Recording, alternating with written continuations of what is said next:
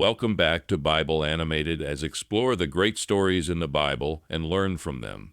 Today we are going to explore the story of all times, story that defies all odds, faith best explained, and this is none other than the story of Abraham, the father of faith.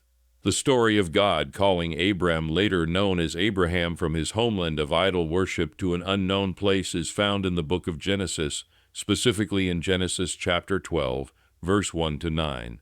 Here's a narrative based on that passage.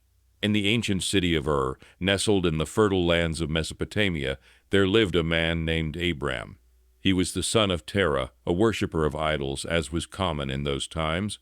Despite being surrounded by the clamor of false gods, there was a stirring within Abram's heart, a longing for something greater, something beyond the lifeless statues that filled his father's house. One fateful day, as Abram went about his daily tasks, the voice of the one true God pierced through the noise of his thoughts. "Abram," the voice called, clear and commanding.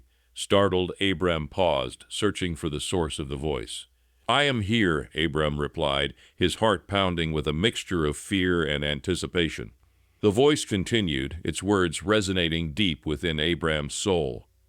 "Leave your country, your people, and your father's household, and go to the land I will show you." Abram trembled at the enormity of the command. Leave everything behind. Leave his family, his home, his familiar way of life, and yet there was an undeniable certainty in the voice that spoke to him, a certainty that filled him with a sense of purpose he had never known before. In chapter Genesis 12, verse 1 to 9, it is written, "1. The Lord had said to Abram, 'Go from your country, your people, and your father's household to the land I will show you.' 2. I will make you into a great nation, and I will bless you. I will make your name great, and you will be a blessing. 3. I will bless those who bless you, and whoever curses you I will curse, and all peoples on earth will be blessed through you." 4. So Abram went, as the Lord had told him, and Lot went with him. Abram was 75 years old when he set out from Haran. 5. He took his wife Sarai, his nephew Lot, all the possessions they had accumulated, and the people they had acquired in Haran, and they set out for the land of Canaan, and they arrived there. 6. Abram traveled through the land as far as the site of the great tree of More at Shechem. At that time the Canaanites were in the land. 7. The Lord appeared to Abram and said, "To your offspring I will give this land." So he built an altar there to the Lord who had appeared to him. 8. From there he went on toward the hills east of Bethel and pitched his tent, with Bethel on the west and Ai on the east. There he built an altar to the Lord and called on the name of the Lord. Gathering his courage, Abram obeyed the voice of God. He bid farewell to his father Terah and set out on a journey into the unknown, accompanied only by his wife Sarai and his nephew Lot. As they traveled through the vast expanse of desert, Abram clung to the promise that had been spoken to him. "I will make you into a great nation," the voice had said, "and I will bless you. I will make your name great, and you will be a blessing." With each step they took, Abram and his family walked in faith, trusting in the guidance of the God who had called them. And true to his word, God led them to the land of Canaan, a land flowing with milk and honey, a land that would one day belong to Abram's descendants. As Abram journeyed through the land of Canaan, he encountered both blessings and trials. At times the land was plentiful, providing abundant sustenance for him, his family, and his livestock. Yet there were also seasons of famine, forcing Abram to seek refuge in neighboring lands.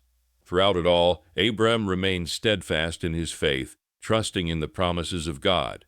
He continued to build altars and offer sacrifices to the Lord, acknowledging his sovereignty and seeking his guidance.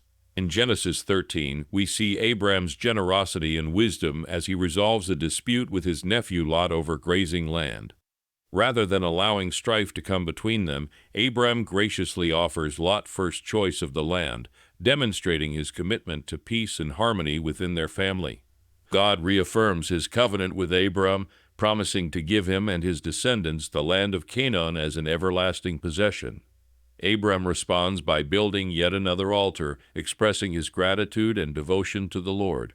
As the years pass, Abram's faith is tested once again when he and Sarai remain childless, despite God's promise to make Abram a great nation.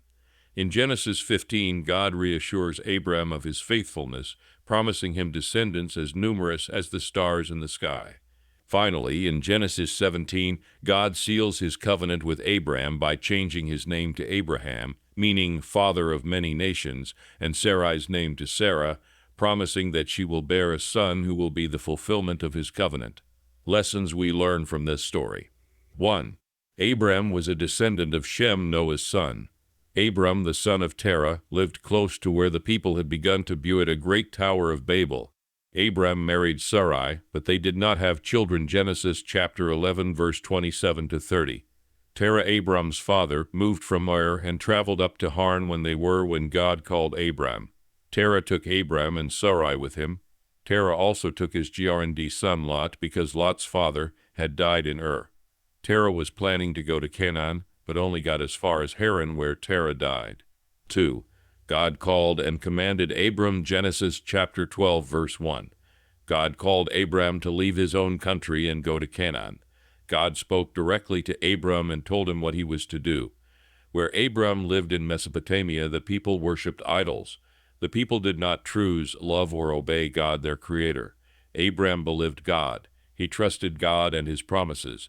God had the right to tell Abram what to do because he was his Creator. God is greater than all, and he is the highest authority.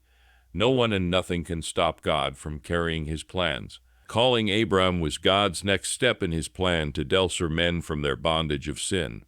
God is still the same Tadat as he was in the day of Abram. 3. GD's promises to Abram. Genesis chapter 12, verse 2 to 3. God promised Abram that he would become the father of a great nation. God promised to protect and prosper Abram. God promised Abram that he will bless those who blessed Abram and curse those who curse him. Thank you for watching. Please subscribe to our channel for more amazing stories. Approved workmen are not ashamed. This is for us to know, to love, and to serve our Lord Jesus Christ. Thank you, and God bless you.